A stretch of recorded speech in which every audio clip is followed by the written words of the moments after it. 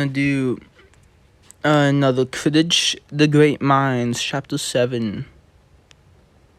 So we're gonna be training our minds.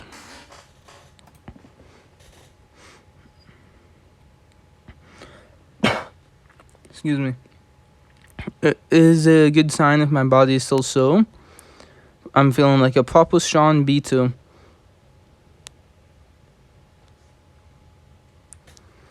The team is really starting to look ready for our next match, and we have Wrath to thank. Who'll help with the physical side of the spores paying off. But now that we have trained our bodies, we need to follow Ron's advice and nurture our minds and hearts. Those are the other two sides of our being that will help us find balance. Let's not get ahead of ourselves. How about one of Wrath's easier exercises to warm up? Won't use as a warm up. Good thinking. As long as it's not a broomstick pull up, I think the team will be alright. Don't worry, we have done with those for now. Let's get to it.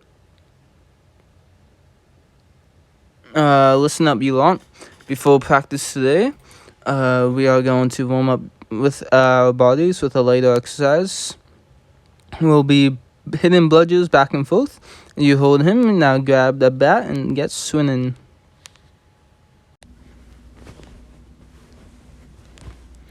Hitting bludgers back and forth isn't the most challenging exercise, but the team really made it look easy. That must be a sign of our bodies are fully trained.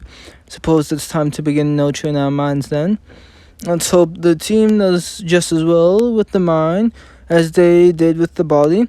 Nurturing our minds will be quite the change of pace after all the physical training. But which do you think is more important for Quidditch, body or mind? They are both equally important when it comes to Quidditch. Physical abilities are only useful if you know how and when to properly use them.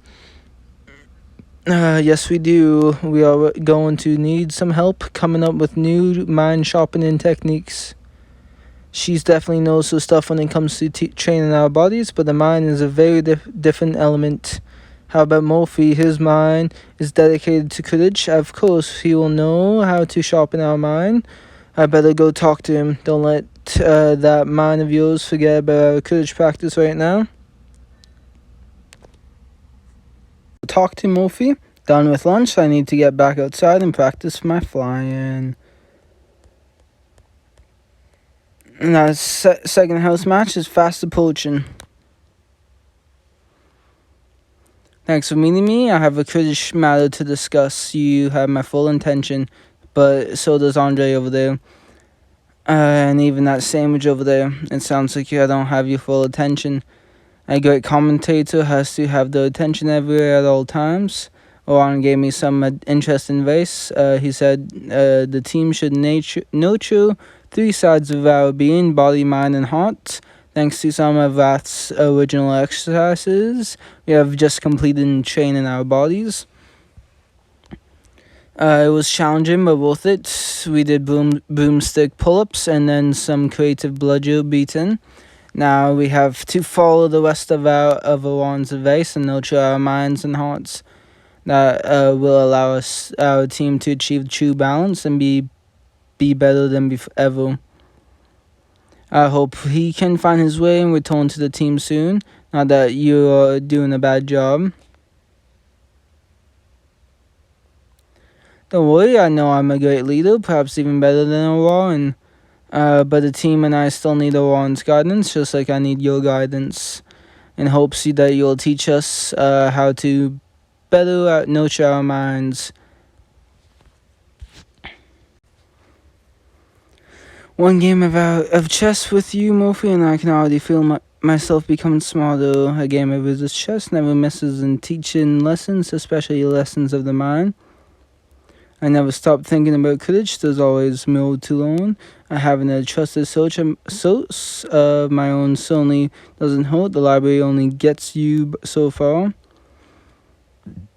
They are more of a mentor, really, always helping me to understand the sports on a deeper and deeper level. Perhaps I can visit them myself. Wisdom from the great Morphy McNally should be plenty. There's always more to learn. The mind always needs more nurturing. You use my own advice against me, a proper cunning move, but I still don't think I can let you visit my mentor. Then I'd really be playing favorites. But why do you think I should give your team an advantage? We are already at a disadvantage since we are missing our captain. Introducing me to your mentor would only make things fair. But Oran is still an irreplaceable player. It's really always hard to say no to you. It's Professor McGonagall. I should have known she uses chess to strategize and give advice, just like you do. We played some great games when I interviewed her for my teacher appreciation presentation. Let's go see what advice she has.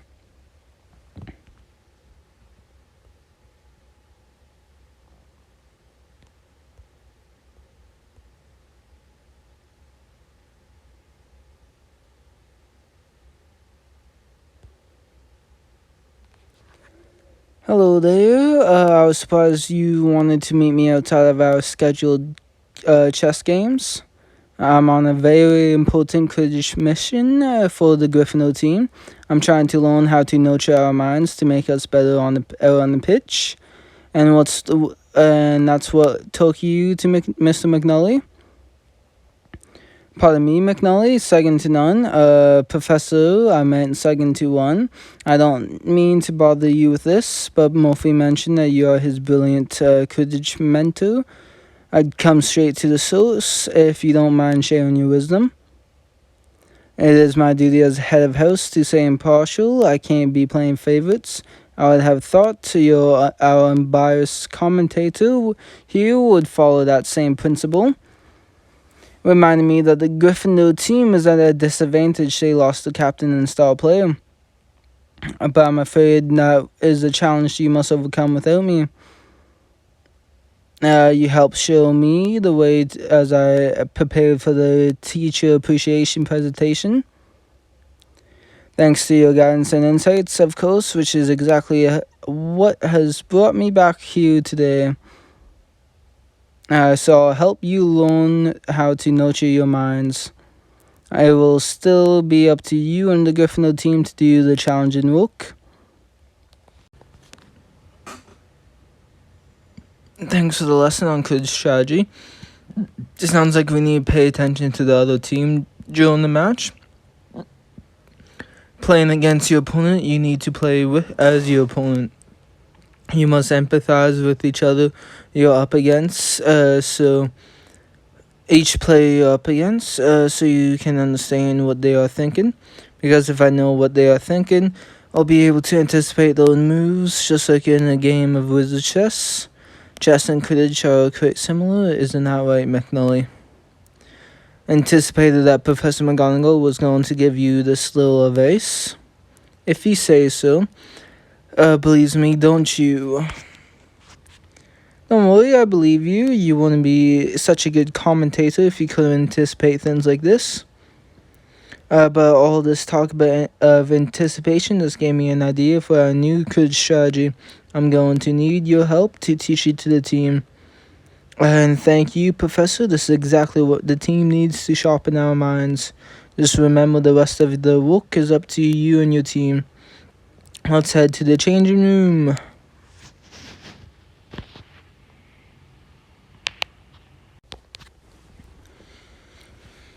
We're gonna go teach our team.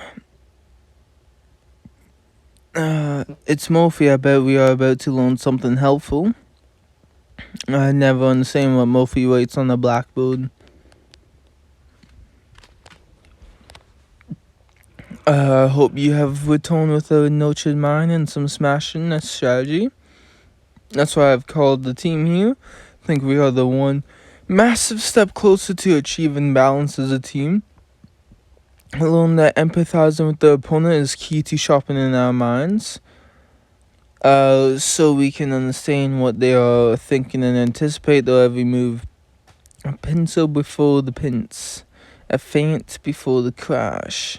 That would be a proper useful strategy if we could always be one step ahead.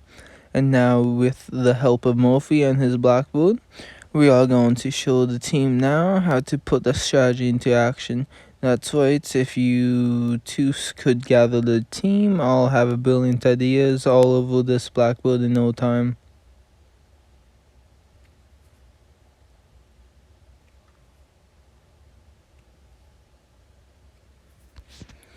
Now that we have nurtured our bodies for courage, it's time to nurture our minds, which means becoming smarter and more strategic players.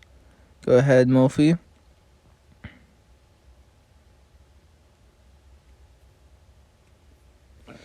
Now we are going to teach you how to anticipate your opponent moves.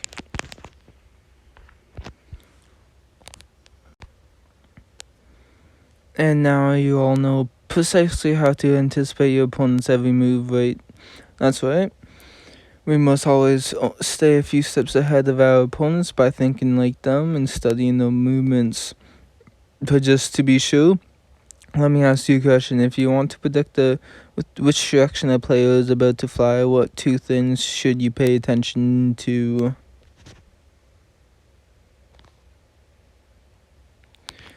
Shoulders and eyes, that's right. You really did pay attention. Thanks for helping me teach this lesson to the team. Now let's all get to the pitch and practice how to anticipate.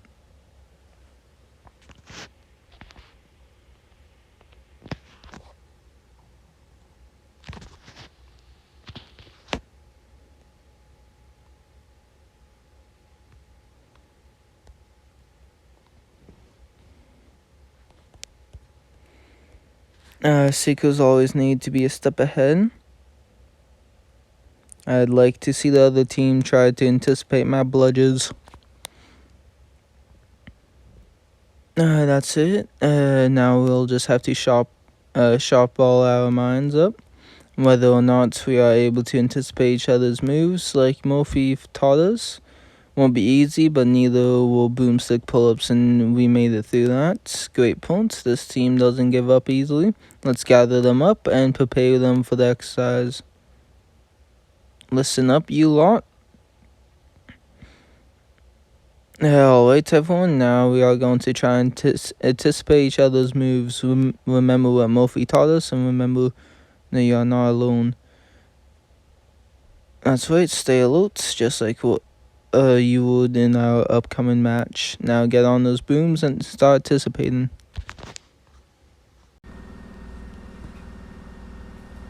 A smashing job, everyone. You freed yourselves from distraction. Focus your minds and anticipate each other's movement, which means you'll be able to anticipate your opponent's moves when the time comes.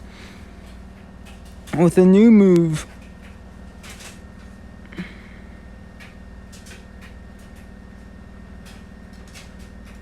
Not bad. Thanks, Sky. Now you all should get some rest before practice. Looks like we are right on schedule to achieve full balance before our next house match. That's right, we have already nurtured the two sides of our being.